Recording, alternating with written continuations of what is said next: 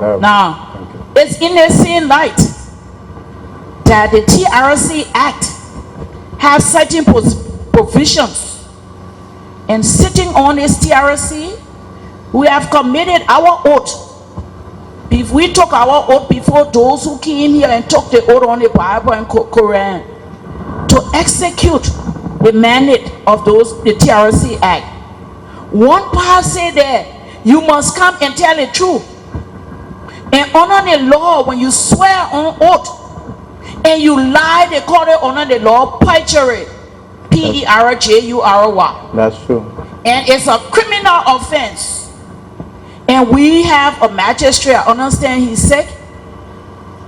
But those who have committed perjury under this act, and this way, when people come and lie, you hear this father's story, come back and tell us.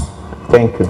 Now, two things I want to go into before going here. Where you stated that Prince Johnson, member of the INPF, former member of INPF, who also is your colleague senator, that when he appeared before us on an oath, he said that your uncle was ambushed, trying to justify some of the reason why certain things were done. And you say that's a lie. I don't have an uncle. So on an oath, Prince Johnson lied to us. So he's subject to perjury. I hope, and that is the law. Thank you for telling us that. And you said you queried him on that. Joe Wale came here and he said that you were director of war. Because just as you said, when they talk, I write down. You see you talking, I writing. Not just taking what you wrote in here, but I'm writing the question. And I asked him that. So besides seeing it, I asked for clarification. And he said yes. Now, you said he told you that the people told him to say so. Yes. You see that? And Damandi Kone said there was no position of director of war here. Oh, Joe Bala said it here too. Joe Bala said yeah, the Secretary General. Somebody asked him the question and he said no position of such kind. And you can ask anybody that came from Guinea. So that even not member of law that came from Guinea, ask for director of war, whether it ever existed. The TRC Act also said that we should provide an environment where accused and accuser can come together for reconciliation for the truth. So you say this on Prince Johnson and Joe Wale, and if this is true that you're saying, they have the opportunity, but this is perjury, and we take note of that. Okay, please, before you go further, let me just give you my family history. Small, I'll just use 2 minutes. Thank you. To give you a foundation. Everything got a history. Yeah, because there are people here. My father died 1968. I born 1964. My father was in the Liberia Frontier Force. He joined the Frontier Force 1920, 1936. He left the Frontier Force, old soldier, and then he died at the age of 70. My uncle, who next to my father, he died at the age of 80. Omen Gay Yinamo. He died in 1985, December 24th. Okay, you know, a grave is in Tucson right now. Before entering Tucson, you will see a grave there in him there. My youngest uncle died in the La Côte d'Ivoire 1994. Peter Jinambo, they call him Teacher Jinambo. So anybody who comes from our region and you say Teacher Jinambo, they know him. My uncle was a classroom teacher. He's the first person in our clan to open school 1953 up to 1980. He was still in the classroom. He died 1994 in Petit Giglo in La Côte d'Ivoire. His grave is there right now. So no, I don't have any other uncle again who ever went in the army and then was ambushed. I can't lie on people. I would not do that. And thank you very much. People can't deny what they said because you see here, we taking everything besides writing is recorded. Yeah. Then we got independent TV, camera here, too. So nobody can come and say, I didn't say it. Like long time. Yeah. We got it documented. And all we do, go back to our record on that day, and we hear it. Not only people tell, we hear it. Yeah. So even if they take one thing, each one of us got a computer with it. So we check that out. and we take note of that. Secondly, people coming and people telling them to say things, but I'm not here to compliment you before they say, oh, you giving special privilege to a witness. But this morning, during a traditional religious segment, institutional hearings, our old sage and sheikh, the reigning sheikh, gave us a definition of an educated person.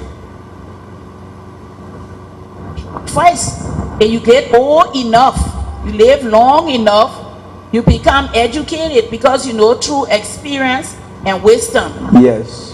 If you travel enough, you will become educated because you will see things, you will hear things, and you will learn things.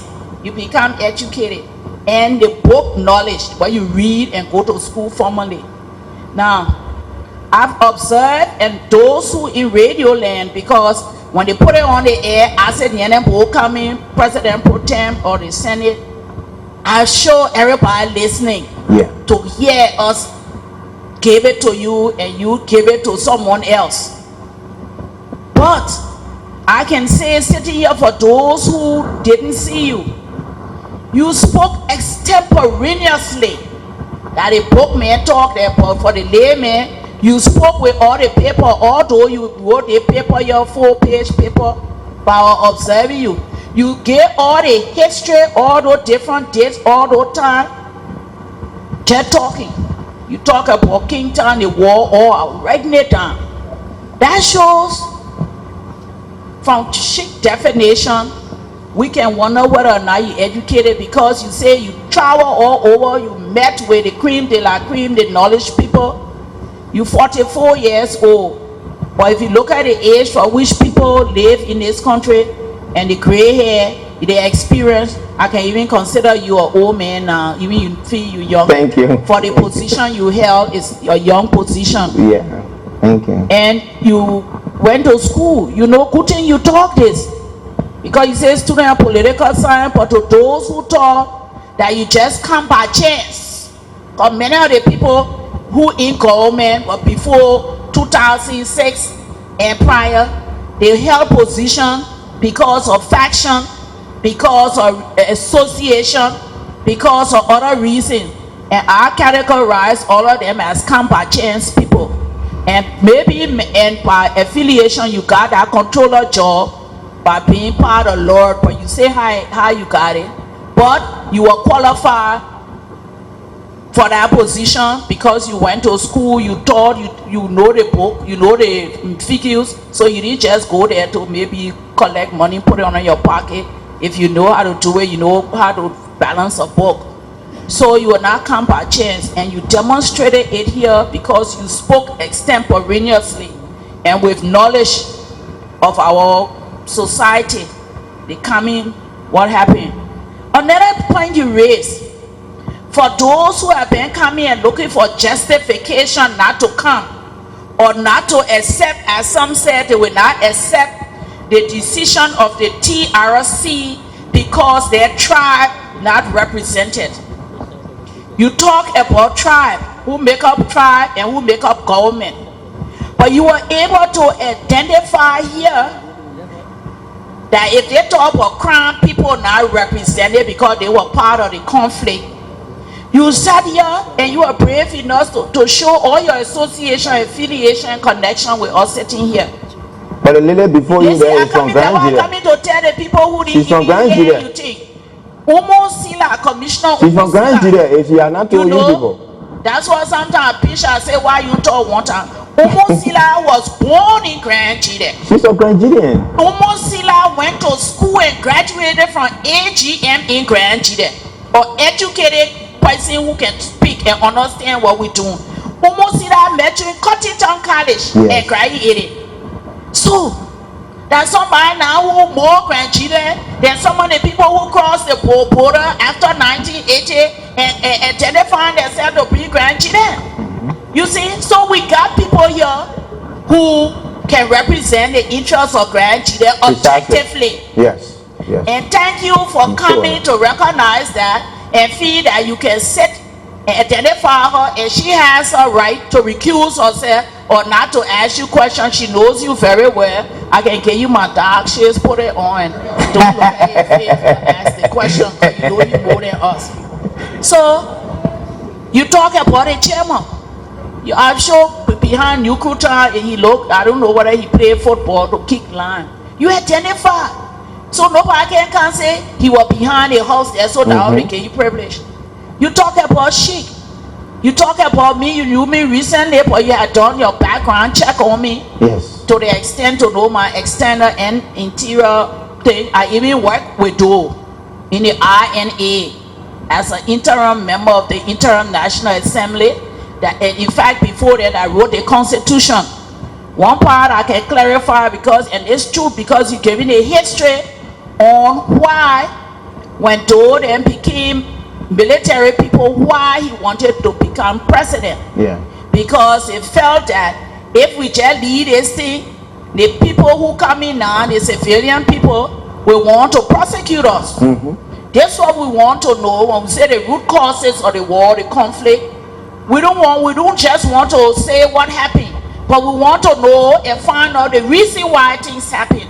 And I can say to you, I was on the the 86 Constitutional Assembly.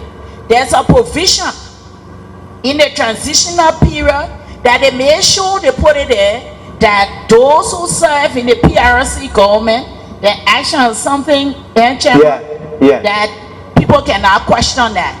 So they made sure. They say transitional provision. I think that chapter 11. So they made sure before they went for election to close down everything, to take the guns away, that something was put in there for their protection. You know. Yeah. But the Supreme Court has started making decision on that. And I think we at the TRC can get around that because, you know, that provision, but to show that they secure themselves. And self-preservation is the first law of nature. Yeah. So nothing wrong with that. Other people can query it. Now, thank you very much. Let me ask you little questions. Okay. Thank you for coming. Because you talk about rumors. You say you wrote to come. But definitely, I have been asking, requesting for you to come. We don't talk all what we do in our inner circle, but you are one of those who are citing that wanted you to come. Yeah. Because I heard that, and you can ask the question, how they say you are director of war. They said that you are one of the recruiters for LERD in Sierra Leone, and you had an alias. Your name, you changed your name to Charlie Brown. So you Charles Brown? Charles Brown. You honor oath, took oath. And is that true for the period, the circumstances, situation, people do what they have to do to get their objective. So is that true or not? Because so we can get your alias, is that correct? Thank you. Before I come to, and as you said, February during the opening time, I was here. You remember the president and myself was sitting and you said you wanted to talk with the president. I was here. And some of the hearings that you sent communications, in fact, when Oscar Jaikuya, when a few other historians, I was sitting right the front row there. And, you know, I've been here, only that because we've been in the Senate Saka for some time. So I've been trapped of labor trying to re-strategize. So the second thing with this Charles Brown business, I'm not aware of that Charles Brown. I say I'm not aware of Charles Brown because I left the place in fact Guinea. How I left, nobody knows. So they just self-creation. In Sierra Leone, the Commandos in the early 90s to fight the RUF that were recruited by Eagle Normal, the Commandos were highly sophisticated. So who gave me money? What? If I run away from Guinea and go to Sierra Leone, then who am I recruiting to go where? I developing new forces because the people already, when I left, the people were on their way towards Bombing Hills and other areas. So if I had gone to Sierra Leone to recruit, I heard Joe Wallet. Joe Wallet say I went there, I recruited, I don't know, 1,000. So how you can talk that? And he mentioned to me there that he was, you know, called for people to lie on me. And you can ask anybody from LERD to say he went on recruitment, he recruited people in Sierra Leone. In fact, the chief of staff was here, I think the former chief of staff was here 2 days ago or something like that. Ofori Dia was here. So he would have told you, the people came from all the way from Vonjima area, started coming, and all the way passing Bombing Hills. Where do I take Kamanjos from? I will run away from the place already, you know, getting subsistence from my mother, my alien mother, and my sisters and nieces. That I was at them when I was in Sierra Leone. Let me tell you, YMCA on 4th Street, the hotel. YMCA got a fine hotel on 4th Street in Sierra Leone. I spent over 8 months in that place. So you just ask YMCA and just call my name Isaac Minambo.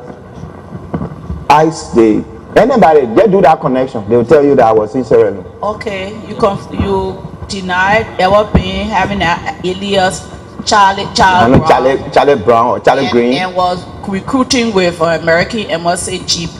The second question. Oh, they say I was using American MSAG. Yes. I'm sorry, please. Someone I was never told me connected that. to that.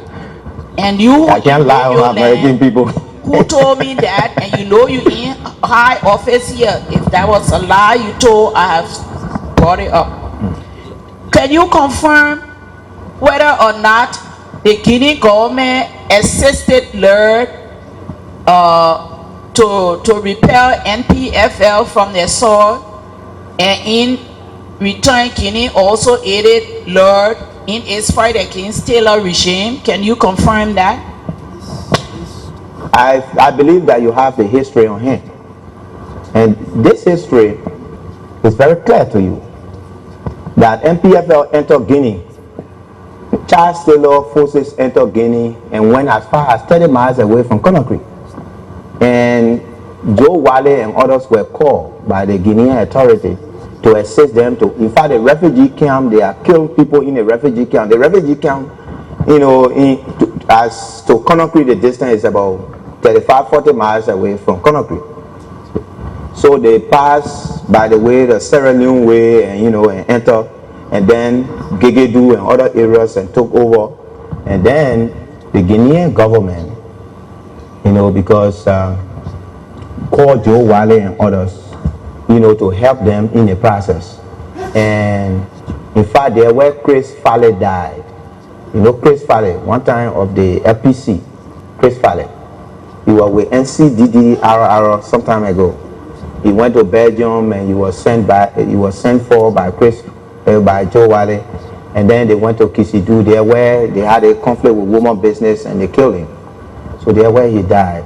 And then, according to sources, the most powerful people, my sister, were Segu Damati Kone and Asha. Asha being a traditional, you know, person of the president.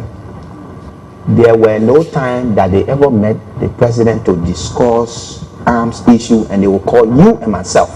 It's not possible. So I can't be, I would say yes, the Guinean government aided the process because it's something that every one of us know. But I never sat in a meeting where documents were signed or look, let's take the arms and put, if Sekou Kone or Asha, even you call the former chief of staff or lawyer will not even tell you because they were in the bush. And you know the distance from Conakry to Vonjima to the border is like from here to Maryland Harper.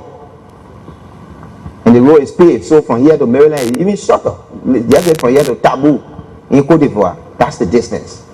So like to say that I sat there for Lassana Conte and you know to put the arms out, that one I can't lie, but it's a fact that you know some assistance was provided by the Guinean government.